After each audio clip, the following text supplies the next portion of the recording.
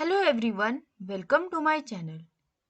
आज हम digital electronics का chapter 5 flip flop registers counters, इस चैप्टर में नेक्स्ट पॉइंट या नेक्स्ट टॉपिक हम स्टार्ट कर रहे हैं जो कि है काउंटर्स।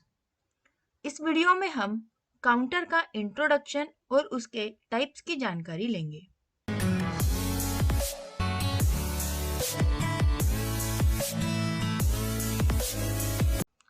What is counters?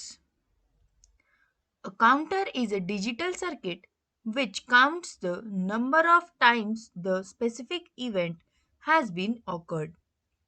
तो ये एक डिजिटल डिवाइस या डिजिटल सर्किट होता है जो कि काउंटिंग करता है कोई भी एक इवेंट कितनी बार हो रहा है, उसकी काउंटिंग क्या है वो हमें इस डिवाइस से पता चलता है।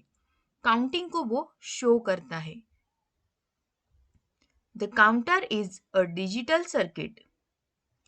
So, the event which we want to count needs to be applied in the form of digital input.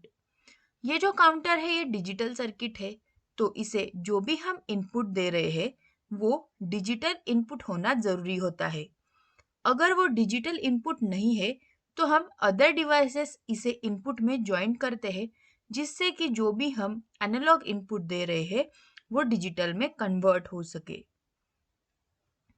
This counter detects the high to low or the low to high transition in the input pulses and based on that it stores the specific event. ये जो counter है वो high to low transition या फिर लो to high transition हो रहा है input में, वो ये काउंटर डिटेक्ट करता है, उस इवेंट्स को स्टोर करता है और हमें आउटपुट देता है।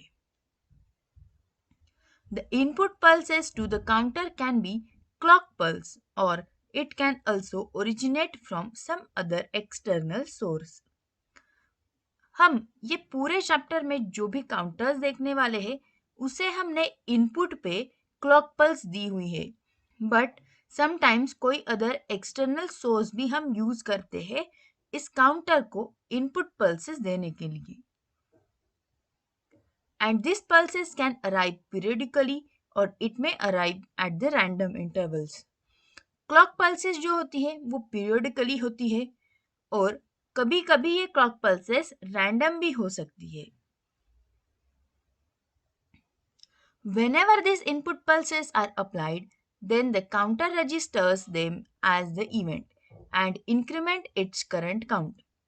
अब हम यहाँ पे इस काउंटर को डिजिटल इनपुट दे रहे हैं और इनपुट में हम क्लॉक पल्सेस दे रहे हैं।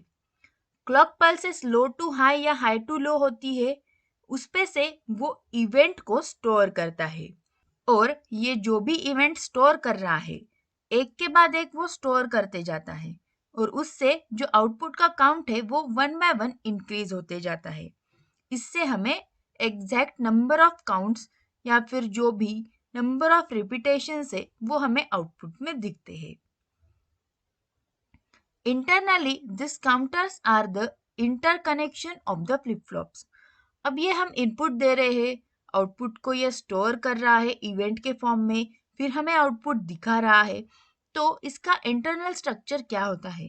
तो यहाँ पे काउंटर के बीच में हमने फ्लिप फ्लॉप्स लगाए हैं, यानी कि नंबर ऑफ फ्लिप फ्लॉप्स को जब हम कनेक्ट करते हैं एक साथ तो जो हमें सर्किट मिलता है उसे हम काउंटर बोलते हैं। So, as the input pulses are applied to the counter, then the output of the counter, that is, the output of the each flip-flop inside the counter changes in the specific sequence. तो जब भी हम digital input देते हैं counter को और हमें number of counts output में मिलते हैं, यानी कि बीच में जो फ्लिप फ्लॉप्स है उनका जो इनपुट और आउटपुट है वो एक स्पेसिफिक मैनर में सिक्वेंशियली चेंज होता है और हमें आउटपुट मिलता है। अब यहाँ पे देखो, हमने लिया है n बिट बाइनरी काउंटर। यह है इनपुट साइड, यहाँ से हमें आउटपुट मिलेगा। तो जब हम n bit binary counter use करते हैं तो हमें n number of flip flops की जरूरत होती है। तो यहाँ पे फ्लिप फ्लॉप्स कितने हैं इसके बीच में? n। और यहाँ पे जो भी हमें आउटपुट मिलने वाला है वो होता है 0 से लेके 2n-1 काउंट तक। अब हम ये एग्जाम्पल के जरिए समझेंगे। हमने यहाँ पे लिया है 4 बिट बाइनरी काउंटर। n के जगह पे क्या आ गया? 4, यानी कि नंबर ऑफ फ्लिप फ्लॉप्स कितने आएंगे यहाँ पे? 4। और आउटपुट हम किस तरह से निकालेंगे इसका? यहाँ पे आउटपुट में 0 to 2⁻⁴ काउंट्स हमें दिखाएगा, यानी कि यहाँ पे 0 to 15 काउंट्स, यानी कि 15 तक हमें आउटपुट मिलने वाला है। इस तरह से हम किसी भी काउंटर में कितने नंबर ऑफ फ्लिप फ्लॉप्स हमने यूज किए हैं और आउटपुट में क्या हमें आउटपुट कितने काउंट्स तक आउटपुट मिलेगा वो निकाल सकते हैं। Up counter. अप काउंटर क्या होता है? जब हम 0 से स्टार्ट कर रहे हैं और ऊपर ऊपर जा रहे हैं, यानी कि 1 2 3 4 5 ऐसे 15 तक जो इंक्रीमेंट हो रहा है काउंट में, उसे बोलते हैं अप काउंटर।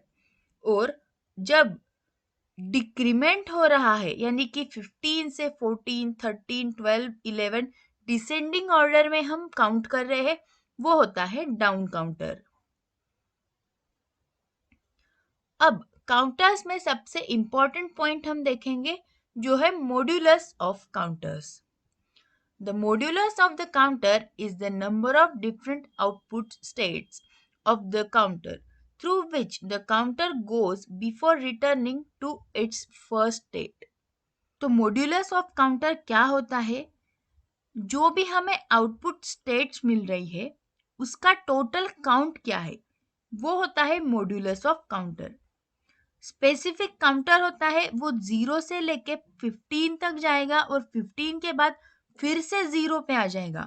तो 0 से 15 यानी कि टोटल 16 स्टेट्स वहां पे होती है। इसे बोलते हैं मॉड्यूलस ऑफ काउंटर। ये हम एग्जाम्पल के जरिए समझेंगे। जैसे कि हमने यहाँ पे लिया है 4 बिट काउंटर। अब 4 बिट काउंटर के लिए ये 0 से स्टार्ट होगा, 15 पे खत्म होगा, यानी कि टोटल यहाँ पे 16 आउटपुट स्टेट्स हमें मिल रही है। और जब ये 16 स्टेट आएगी, 16 नंबर का काउंट आएगा, उसके बाद फिर से वो 0 पे चला जाएगा और फिर से ये प्रोसेस स्टार्ट होगी, यानी कि यहाँ पे टोटल 16 स्टेट्स हमें मिल रही है।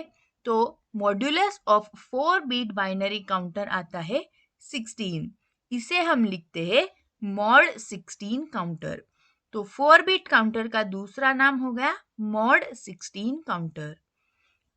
But sometimes the counter does not utilize all the different possible output states. In such a case, the modulus of the counter can be less than the maximum possible value. कभी कभी सारे possible maximum outputs जो है वो हमें किसी किसी counter में नहीं मिलते हैं। उस टाइम मॉड्यूलस जो होता है, मॉड होता है उस काउंटर का, वो लेस होता है उसके मैक्सिमम वैल्यू के मुताबिक। जैसे कि हम बीसीडी काउंटर देखते हैं। बीसीडी काउंटर में हमें आउटपुट तो बाइनरी मिलता है, बट वहां पे 0 से लेके 9 तक ही हमें आउटपुट मिलता है और 9 के बाद वो फिर से 0 में कन्वर्ट हो जाएगा, 0 वाली स्टेट दिखाएगा अगले आउटपुट में। तो यहाँ पे टोटल नंबर ऑफ काउंट क्या है? 10। इसीलिए हम इसे कहते हैं मॉड 10 काउंटर। इस तरह से कुछ काउंटर्स एक्सेप्शन भी होते हैं। Types of counters.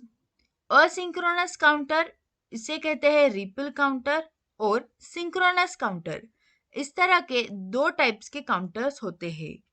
सबसे पहले हम देखेंगे असिंक्रोनस काउंटर।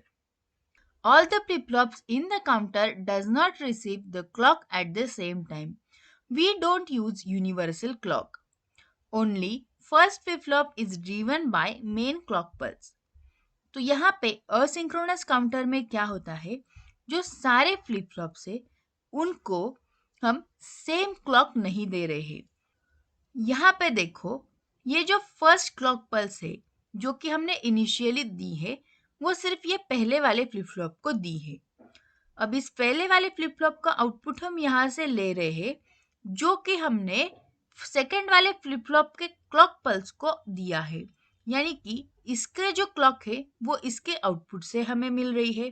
फिर थर्ड को जो हमने क्लॉक दी है वो सेकंड के आउटपुट से मिल रही है। इस तरह से वन बाय वन यहाँ पे क्लॉक पल्स जा रही है, इसीलिए इसे कहते हैं asynchronous counter. The clock input of the rest of the flip-flop is driven by output of the previous flip-flop. अगला वाला जो फ्लिप फ्लॉप है उसकी क्लॉक पल्स पिछले वाले फ्लिप फ्लॉप का आउटपुट होती है। और ये जो डिजाइन है ये रिलेटिवली इजी टू कंस्ट्रक्ट है, बट हाई स्पीड ऑपरेशंस के लिए इस काउंटर का यूज हम नहीं कर सकते। दूसरा टाइप है synchronous counter. Synchronous counter has one global clock which drives each flip-flop so output changes in parallel. यहाँ पे अब हम एक ग्लोबल क्लॉक यूज करते हैं, यानी कि सारे फ्लिप फ्लॉप्स को सेम क्लॉक पल्स हम सेम टाइम पे दे रहे हैं। It can operate on higher frequency, और ये हाई फ्रीक्वेंसी पे हम ऑपरेट कर सकते हैं। ये है सिंक्रोनस काउंटर की डायग्राम। यहाँ पे देखो, ये हमारा क्लॉक इनपुट है और ये एक सेम क्लॉक इनपुट हमने चारों ही फ्लिप फ्लॉप्स को दिया है। इस तरह से यहाँ पे हम इनपुट देंगे तो चारों फ्लिप फ्लॉप्स को एक साथ इनपुट चला जाएगा और उसका ऑपरेशन एक साथ होगा, इसीलिए इसे कहते हैं सिंक्रोनस काउंटर। तो इस तरह से हमने यहाँ पे इंट्रोडक्शन टू काउंटर देखा है, काउंटर क्या होता है और उसके मेन टाइप्स क्या है। इसके बाद नेक्स्ट पार्ट में हम डिफरेंट टाइप्स के काउंटर्स देखेंगे और उसका ऑपरेशन किस तरह से होता है वो समझेंगे। यहाँ तक अगर आपको कुछ भी डाउट्स या क्वेरीज है तो आप कमेंट सेक्शन में पूछ सकते हो। वीडियो आपको कैसे लगा वो भी आप ज़रूर बताएं। वीडियो को लाइक करें, शेयर करें और चैनल को सब्सक्राइब भी ज़रूर करें। Thank you.